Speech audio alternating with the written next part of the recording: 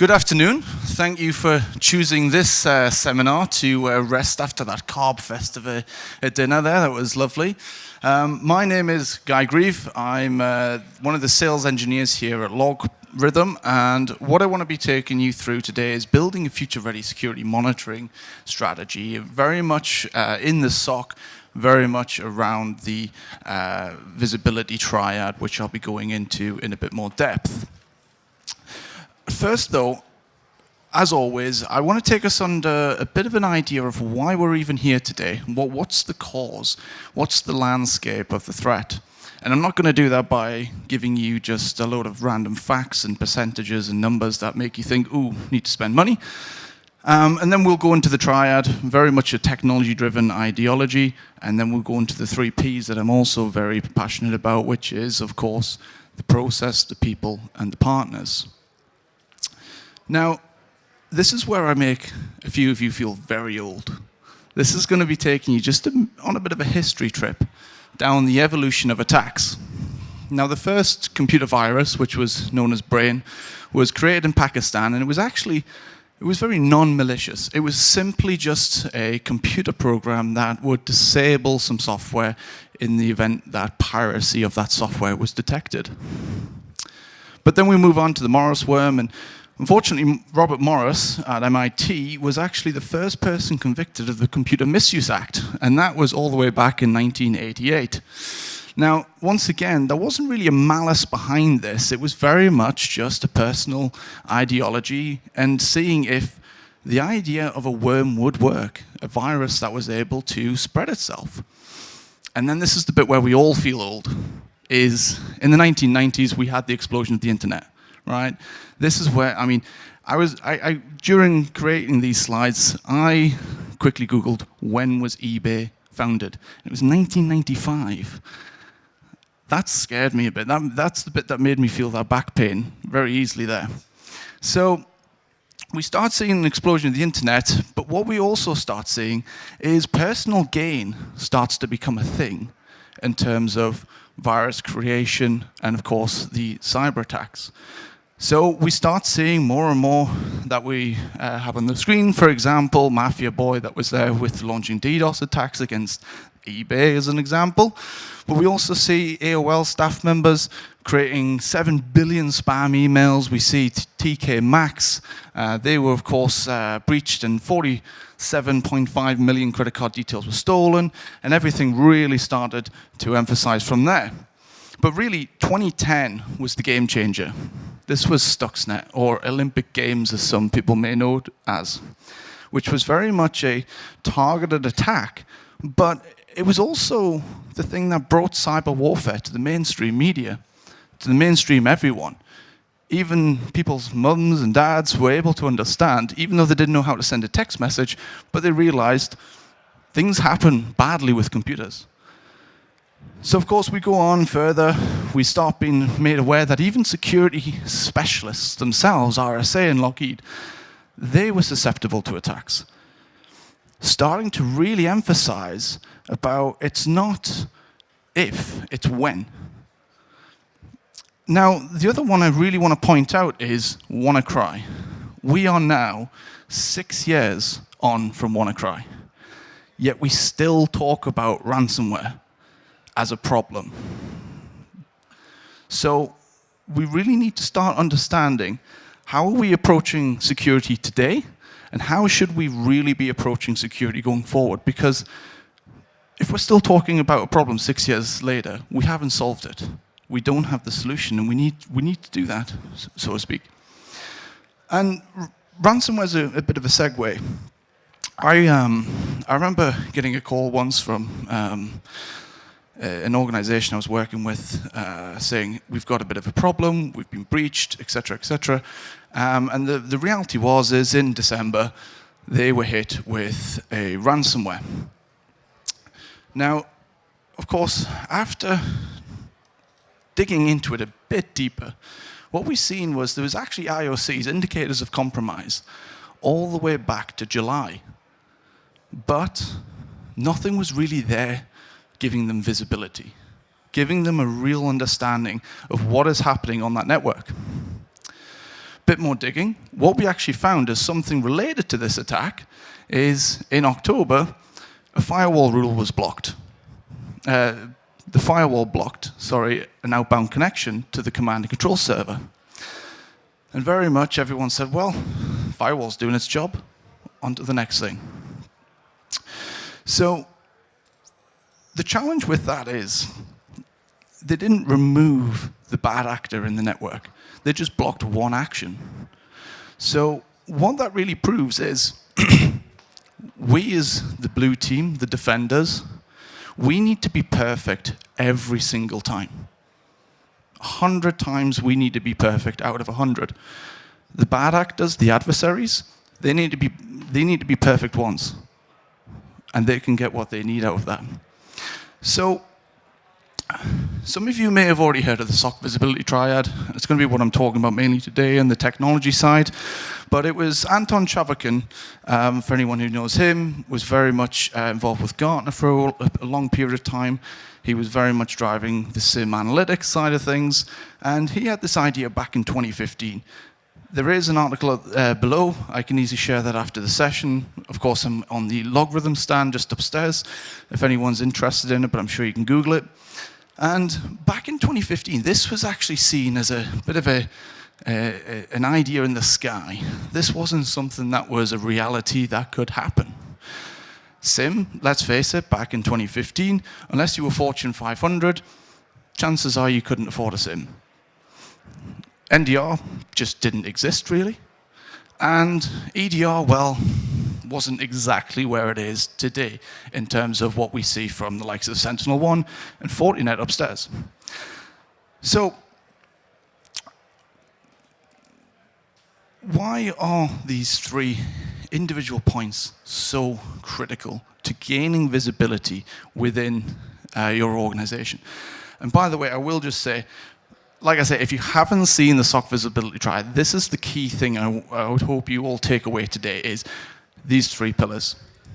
But of course, on the log visibility triad, this is where we get the breadth of our monitoring in log monitoring.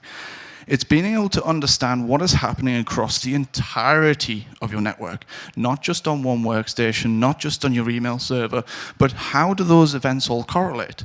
What is happening on your network that's also happening on the local workstation, which is also happening in your cloud infrastructure?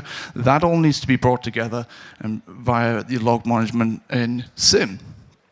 So, of course, that's one of the main benefits in being able to have that visibility, align that to a MITRE ATT&CK framework or the cyber kill chain, whichever your organization may or may not use. If you don't use one, I'll get to that in a moment. But that's where we get one of the benefits. The second one is simply compliance. The reality is a SIM is now a compliance requirement. That was one of the best things that happened with GDPR in enforcing everyone really to start pushing towards and taking log monitoring seriously. So it gives us that breadth, as we mentioned, but we need to be more granular at the same time to gain full visibility. Like I mentioned, the SOC visibility triad is not just about gaining a bit of insight, it's about having complete visibility of your entire organization. So we move on to endpoint monitoring. Now this, of course, we've got the breadth from log monitoring. We now want to start going into the depth with network monitoring. So as you may know with EDR, what the ideology is you stick this onto every device that you possibly can, Windows, Mac, Linux, whatever you can get your hands on, and start to understand down to an individual process level what is happening on that machine. Now, of course, there's pros and cons to all of this, and that mainly is the pro of this is also an offline deterrent, an offline visibility. Endpoint monitoring, especially in the form of EDR, is what's protecting your users 35,000 feet in the air when they're flying. They've got access to BA's Wi-Fi, they're downloading emails, starting to click open attachments and understanding, oh, quick, finance have requested some information here. Double-click that, enable macros. Then they're breached 35,000 foot in the air. But of course, with endpoint monitoring and EDR, that's what stops it. Now, of course, the only challenge with endpoint monitoring and why we also still need that breadth going back to the log monitoring is as a society and as businesses, we're starting to move towards that digital transformation of SaaS. Everything is SaaS, right? Everything's web apps, everything's delivered via an AWS application hosted, or it's hosted in Azure, etc., etc. And that's where you start losing the visibility. But of course, we rely on the other aspects of the SOC's visibility triad to detect that. So we've talked a bit about the SIM side. We've talked a bit about the endpoint side. But there's really a bottom point on which really takes us into our next point, which is NDR. Now, some say packets don't lie. Shakira said her hips don't lie, but we're going to go with packets don't lie in this element. And the ideology about network monitoring is this is where you're going to get your speed in detection and visibility. So you've got the breadth with, of course, log monitoring. You have the depth with endpoint monitoring. Now let's look at speed. As we know, everything we do on a network is, or just anything we do within an organization, is usually on a network. It's network-based, right? So this is why we can instantaneously, and most importantly, at first point in time, detect from a network level. We don't need to wait for a process to spin up. As we see with endpoint monitoring, usually when that's monitoring something bad happening, there's already been communication. There's already been that communication to download a payload. So we always start with the networking. And a bit of an anecdote. I was once at an event not too long ago, actually, and very much sitting in an event like this, and there was the former NSA Tailored Access Operations Director who was doing a speech very similar, and he touched upon the SOC visibility triad. And he was asked, what is it that he's most scared of when he is, of course, potentially starting to do some digging around other nation states that they're maybe wanting to investigate what's happening. For example, a nuclear center. And the thing he said he was most scared of was passive monitoring, such as network monitoring and NDR. The reasoning being is, with SIM, everyone, as we mentioned now, usually has a SIM. It's where everyone starts in terms of fitting in with some visibility of the network. So as an attacker and as an adversary, the first thing I'm going to do is I'm going to try and disable any logging techniques on that workstation I've breached. So sysmon, try and disable that as an example. Any syslog outbound traffic I can see from that device, I'm going to disable that. The second thing is, of course, endpoint detection and response. It has an agent. So straight away, he can start looking to see what agent does he need to disable. Can get around that. And also, it's now actually something out there where it's a thing where people actually go ahead and buy lists of accounts and passwords and access to various different organizations, and it also comes with a list of technologies that they're aware that that company's using. So that's something. But with passive monitoring, he does not know if that is on the network. So when you're unaware that you're being watched, that's, of course, the hardest challenge that he comes to face. And the reason that is he's always said it's better to be denied access than it is to get in, do his thing, get out, and someone know he was there. That would have been the biggest challenge for him. So this is why network monitoring is becoming more and more prevalent and required within organizations, is because a lot of the time people don't know it's there, yet it can still have those SOAR capabilities that would wrap around all three of these technologies to be able to start shutting down any access that the attacker may have. Now, just some points on network monitoring, of course. I'm here as LogRhythm. We do NDR as well as SIM, but any form of network monitoring is going to be beneficial, especially ones that are integrating with that MITRE ATT&CK framework so they can simplify that threat hunting for your analysts, being able to give them the head start in understanding what is happening and what is that data telling you. The second thing really is, and I really want to make this clear, is if you speak to anyone doing network monitoring and they start suggesting that they should decrypt your data, run a mile. That should never happen. The guys at Salesforce, as we know, kindly started working on J3 fingerprinting, which that alone in a NDR solution should give people enough information about what is happening in those packets. Where is it from? Where is it going? What protocol is it using? So you should get the visibility from that. So once again, just a bit of a tip. If someone says, yep, we can do network monitoring, we'll decrypt the data, etc., run. So we've talked about the technology, but technology doesn't solve things in itself. You can't just throw technology at a problem. You end up with other problems in themselves doing so. So really it comes down to the 3 Ps, which I want to go through as well. Now, if I don't see everyone's hand raised here, I'm going to say you're lying. Because there's multiple ways to, for example, threat modeling. The first is known as the kitchen sink. Who here has deployed a SIM and just threw every single log at it and hoped for the best? Come on. We're in the circle of truth here. I can see everyone smiling, so I'm going to assume it's everyone, exactly. So the reality is what a lot of people do is they install their SIM, they say, wow, this is brilliant, and they start seeing what's possible.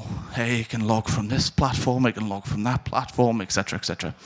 And they throw everything at it. And they've probably been told by someone like of me, hey, we've got so much content out of the box that you can use. So they tick all of those boxes. And then what they ultimately have is a plethora of alerts, no idea what's important, and then in 3 years' time, when the contract's up, they rip it up and get a new SIM and start again. But they take a different approach. They start actually looking at real threat modeling. And what do I mean by that? Why is this important, especially when you're looking at SIM deployments and NDR deployments, as well as EDR deployments in the entire stack? Well, every organization is different. We need to stop taking this single t-shirt size approach to everyone. Someone in pharmaceutical might be under attack from animal rights process. Someone in oil and gas, it's from environmentalists. A banker, there may be specific ATP groups that are looking for banks to start extorting credit card information. They are completely different organizations with completely different challenges. So what does a threat look like? The crown jewels, all of that is completely different per industry. The second thing is making sure you customize your playbooks in the process. Now, once again, I go back to the example of the kitchen sink. You turn on every alert. What is the point of knowing about a problem if you don't know how to handle it? So every time you create an alert, what you should really be thinking about straight after that is, how do I respond to this? Do I do automation with a SOAR capability platform? Or do I have simply a playbook that I can leave for level 1, level 2, level 3 analysts? What's my escalation points? All this should really be figured out with every alert you create. That is how you're going to reduce the load of false positives in your organization. And then the final one is align yourself with an industry standard. Now, once again, make sure you adapt them. Everyone is going to have a different requirement. But of course, with all these NISTs and MITREs, etc., the reason one of these are becoming more and more popular is it creates a standard. And when we have standards, it makes it very easy when we're hiring talent. Everyone knows what T001-4 might be on the MITRE attack framework. They can go to the website and look at it. So it doesn't matter where you've hired them from, you're going to have that knowledge already implanted into your organization. So standardization is very much key in making sure that you're keeping your SOC efficient. People. So of course, having defined roles is always going to be useful. Making sure, of course, you've got your level 1, the triage team. They're going to be making sure, yep, that is looking like a threat. That looks like something that needs investigated. That goes to level 2. They investigate, respond, etc. But the key thing I want to take you away on this slide is specialist tools require specialists. Once again, let's have a bit of interaction. Who knows how to use a pair of scissors? I'm very surprised if no one's got their hands up. Yep, exactly. Now just take a look to your left or right, whoever's sitting next to you. Hands up if you would trust them to cut your hair. I mean, so, But the reality is everyone can use scissors, right? But why are we expecting SIM analysts to use an NDR platform and to use it to its most ability? And vice versa, why are we expecting network analysts to use SIM to look for security threats when they're threat hunting? We need to ensure that they are given the right tools. Without giving the right tools, we're not really getting the utilization out of those team members. Now, the final point here is on-the-job training is not training. You really need to make sure that we are investing in people's training. That goes from the SOC, yes, absolutely. It also goes to the employees that you are securing in this element. But we must be sure to continuously challenge and develop our team, even to the point away from the tools and to skill sets that will enable these tools to work even better. Level 4 is actually, how do we start automating some of these tools? If we can have someone programming and scripting with APIs, etc., once again, we're making the life easier for the already stretched teams that we see in the SOC. And before I go on to the final one, in relation to, we've done the evolution of attacks. We have, and looks like this is failed, we've also had the evolution of defense.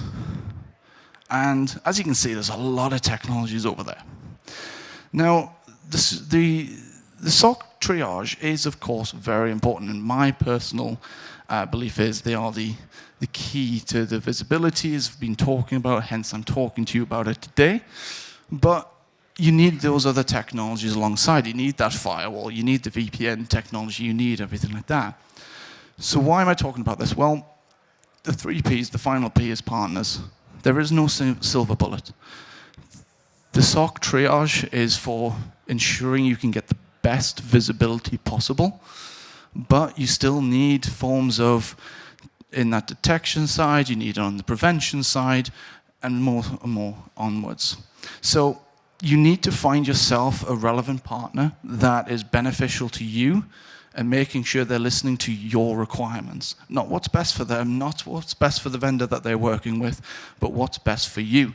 You know, is it that you need a full-blown MSSP deployment? Is it something that you just need help with the response capabilities? Do you not need any of that? Maybe you want to do SaaS delivery. Maybe it is on-prem. All of these things requires a trusted reseller or MSSP to guide you towards the correct tools. That SOC visibility triad, it's beautiful for that visibility, but there are other aspects. Like I say, threat intelligence, huge force multiplier. Wrapping SOAR around that, creating that automation, reducing the workload, it's all needed within the entirety. So, the last thing I want to wrap up on is just to remind everyone of that visibility triad and why it's important. You've got your SIM and your UEBA for the breadth, you've got the NDR for speed, and then you have endpoint detection response for that depth in defense. Now, of course, like I say, LogRhythm is here proudly with SIM and NDR, but really, if you want to know more about them specifically, we are upstairs. But the reality is just get something that fills in one of these at minimum and extend from there. Like I say, we do it, but I have seen plenty car crashes, like this one specifically, and I'm not going to, oh, well, there we are, we have Splunk and Darktrace, but yeah. But it is really important that you do fill those gaps with a vendor of your choice that feels like they fit your environment best. So, I think we have about 6 minutes left for any questions that you may have. You might have to speak up loud if you do.